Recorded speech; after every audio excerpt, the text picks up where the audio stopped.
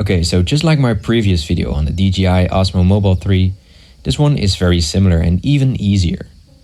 See this red arrow? It has to point towards the camera of your smartphone. And just click it in afterwards. Now you pop the whole DJI out like so, and you grab this little arm piece. Now the trick is that your smartphone has to be stable in horizontal position. Just adjust the holders until it reaches its balance point. Move it a little, and if it holds, then it's perfectly balanced. If not, just adjust it a little more. Now put it in vertical and test the same thing. If it is stable this way, it is correctly balanced. Now on the previous DJI you had some adjustments holders on the back too. These are gone now, so just adjust the side holders a little more until both are balanced. Make sure the DJI logo on the clamp and on the DJI itself are faced upwards and not turned upside down.